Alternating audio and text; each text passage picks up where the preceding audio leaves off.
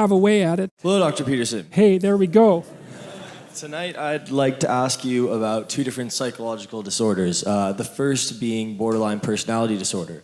So 2 lectures ago, somebody asked you about it, and you gave a very sparse answer. I can't remember exactly what you said, but it seemed like it was there was too much complexity to just answer it right there and then. And then somebody else also asked you about the same disorder in your Patreon live stream recently. And when they asked you that, you kind of stopped for a moment, and something kind of flicked on in your head, and it seemed like, and you thought for a couple seconds, and then you said, you know what, I don't think that I can answer that right now because it's just too bloody complex. And I was wondering, just like many young men have gravitated towards your lectures, do you think that there's something about this particular disorder that there's something about people with this particular disorder that might gravitate to your insights and your lectures? Okay, so I would say probably no to the second one, but I could comment more about borderline personality disorder. I think I have enough mental energy to do that tonight. So, technically speaking, it's often considered the female variant of antisocial personality disorder. So it's classified in the domain of externalizing disorders, acting out disorders. And I think what happens, we don't understand borderline personality disorder very well. I mean, it's characterized by tremendous impulsivity, radical confusion of identity, and then this pattern of idealization of people with whom the person afflicted with the disorder is associating, with radical idealization of those people and then radical devaluation of them. And then there's another theme that sort of weaves along with it, which is the proclivity of people with borderline personality disorder to presume that they will be abandoned and then to act in a manner that makes such abandonment virtually certain. And so it's a very complicated disorder, but that, I think, gets at the crux of it.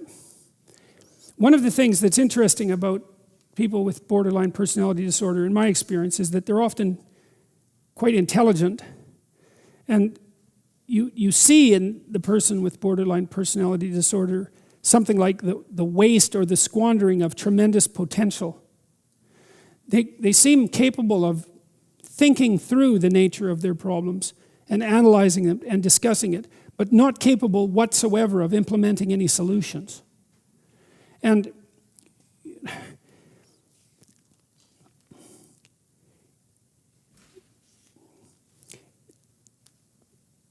technically, there's no relationship between IQ and conscientiousness. It's very weird, because if you read the neuropsychological literature and you read about the functions of the prefrontal cortex, they're usually conceptualized in intellectual terms. And they're associated with planning and strategizing and so forth. And that's what conscientiousness is planning and strategizing and implementation. But the correlation between IQ and conscientiousness is 0. And so is the correlation between working memory and conscientiousness. 0. And 0 is a very low correlation, right? I mean, really, it's hard to find things in psychology that are correlated at 0. Things tend to be correlated to some degree. They tend to be interrelated. The borderline seems to be able to strategize and to abstract, but not to be able to implement. And so the intellect per se seems to be functional, but it's not embodied in action.